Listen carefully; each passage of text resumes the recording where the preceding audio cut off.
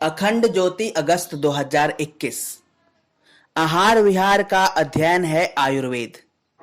आयुर्वेद आयु प्लस वेद अर्थात आयुर्वेद विश्व की प्राचीनतम चिकित्सा प्रणालियों में से एक है। यह अथर्ववेद का उपवेद भी है। यह विज्ञान, कला और दर्शन का मिश्रण है। आयुर्वेद नाम का अर्थ है जीवन का ज्ञान, और यही संक्षेप में आयुर्वेद का सार है। हिताहितम सुखम दुखम आयुर्यस्तस्य हिताहितम मानम च तच्च यत्रोक्तम आयुर्वेद स उच्यते। अर्थात हितायु जीवन के अनुकूल, अहितायु जीवन के प्रतिकूल, सुख आयु स्वच्छ जीवन, दुख आयु रोग अवस्था, इनका वर्णन जहां हो उसे आयुर्वेद कहते हैं। आयुर्वेद और आयुर्विज्ञान दोनों ही चिकित्सा शास्त्र हैं, परंतु व्यवहार में चिकित्सा शास्त्र के प्राचीन भारतीय ढंग को आयुर्वेद कहते हैं और एलोपैथिक प्रणाली जन सामान्य की भाषा में आधुनिक चिकित्सा को आयुर्विज्ञान का नाम दिया जाता है। आयुर्वेद की परिभाषा है, आयुर्वेद विश्व में विद्यमान वह साहित्य है जिसके अध्ययन के पश्चात हम अपनी ही जीवन शैली का विश्लेषण कर सकते हैं। जो शास्त्र या विज्ञान आयु या जीवन का ज्ञान कराता है उसे आयुर्वेद कहते हैं। स्वस्थ व्यक्ति एवं आतुर रोगी के लिए उत्तम मार्ग बताने वाले विज्ञान को आयुर्वेद कहते हैं। जिस शास्त्र में आयु शाखा, उम्र का विभाजन, आयु विद्या, आयु सूत्र, आयु ज्ञान, आयु लक्षण, प्राण होने के चिन्ह, आयु तंत्र, शारीरिक रचना, शारीरिक क्रियाएं, इन संपूर्ण विषयों की जानकारी मिलती है वह आयुर्वेद है। आयुर्वेद का इतिहास अत्यंत प्राचीन है। पुरातत्ववेत्ताओं के अनुसार संसार की प्राचीनतम पुस्तक ऋग्वेद है। विभिन्न विद्वानों ने इसका रचना काल ईसा के 3000 से 5000 वर्ष पूर्व तक माना है। इस संहिता में भी आयुर्वेद के अति महत्वपूर्ण सिद्धांत यत्र तत्र विकीर्ण है। इससे आयुर्वेद की प्राचीनता सिद्ध होती है। अतः हम कह सकते हैं कि आयुर्वेद का रचना काल ईसा पूर्व 3000 से 5000 वर्ष पूर्व का है। आयुर्वेद चिकित्सा के अनगिनत लाभ हैं। आयुर्वेद चिकित्सा विधि सर्वांगीण है।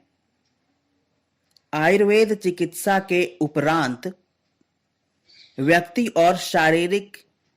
की शारीरिक तथा मानसिक दोनों ही स्थितियों में सुधार होता है। व्यावहारिक रूप से आयुर्वेदिक औषधियों के कोई दुष्प्रभाव देखने को नहीं मिलते हैं। आयुर्वेदिक औषधियों के अधिकांश घटक जड़ी बूटियों, पेड़ पौधों, फूलों एवं फलों आदि से प्राप्त किए जाते हैं। अतः यह चिकित्सा प्रकृति के अति निकट है। अनेक जीर्ण रोगों के लिए आयुर्वेद विशेष रूप से प्रभावी है। आयुर्वेद न केवल रोगों की चिकित्सा करता है बल्कि रोगों को रोकता भी है। आयुर्वेद भोजन तथा जीवन शैली में सरल परिवर्तनों के द्वारा रोगों को दूर रखने के उपाय सुझाता है।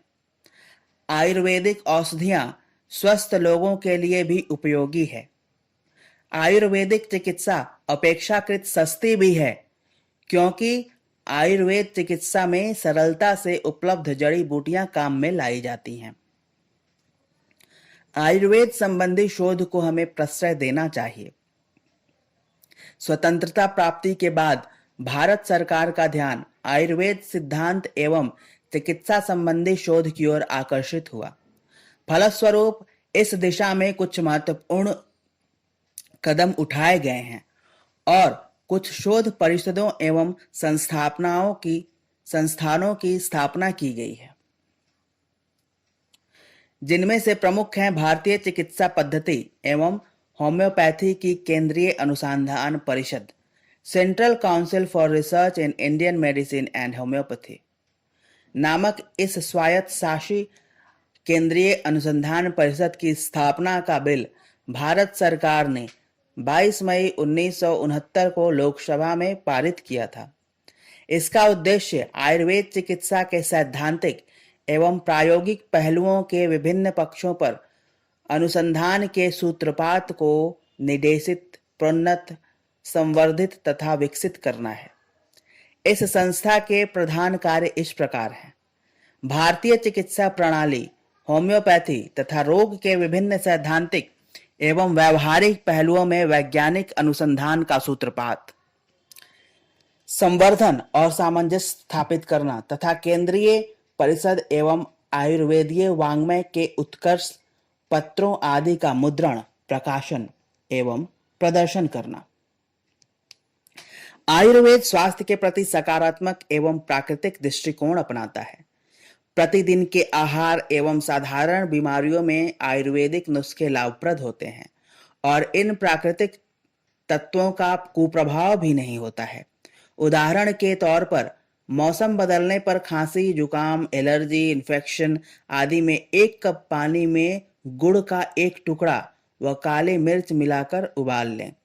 इसके गरम गरम छोटे छोटे घूंट भरने से आराम मिलता है। 1 चम्मच अदरक के रस में आंवले का रस, 1 छोटा चम्मच शहद थोड़े पानी में मिलाकर पिएं। बढ़ती एसिडिटी, छाती पर जलन होने पर प्रतिदिन 1 लौंग चबाएं। सौंफ का पानी पिएं। तुलसी की पत्ती धोकर चबाएं। ये सब करने से लाभ मिलता है। खून की कमी होने पर फालसे का सेवन करें। जीरा, पत्तेदार सब्जियां, साबुत अनाज, संतरे का रस, दूध व मुनक्के आदि के सेवन से रक्त में रक्त कोशिकाओं की संख्या बढ़ती है और खून की कमी भी पूरी होती है। आयुर्वेद के साथ योग करने का भी अपना महत्व होता है। जैसे अनुलोम विलोम प्राणायाम पूरे शरीर और मन के शुद्धिकरण के लिए सबसे अच्छा व सरल उपाय है। इससे तंत्रिका तंत्र मजबूत होता है। यह तनाव से पैदा होने वाले फ्री रेडिकल्स का मुकाबला करता है, जिससे हम तरोताजा अनुभव करते हैं। आयुर्वेद में प्राथमिक चिकित्सा के भी बहुत से उपाय हैं।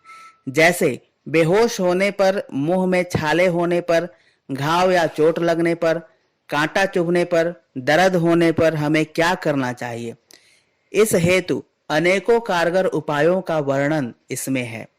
सर्वप्रथम हमें अपने शरीर की भाषा को समझना चाहिए कि उसे कब क्या चाहिए। बीमार होने पर भोजन से प्राप्त चीजों को लेने का सही तरीका व मात्रा का ज्ञान हमें होना चाहिए। ठीक न होने पर चिकित्सक के पास अवश्य जाएं। हमारा प्रतिदिन का आहार शुद्ध व सुपाच्य हो। सोने जागने का समय निश्चित हो। अगर हम उपरोक्त बातों पर ध्यान देते हुए जीवन यापन करेंगे तो आयुर्वेद प्रभावशाली होता है।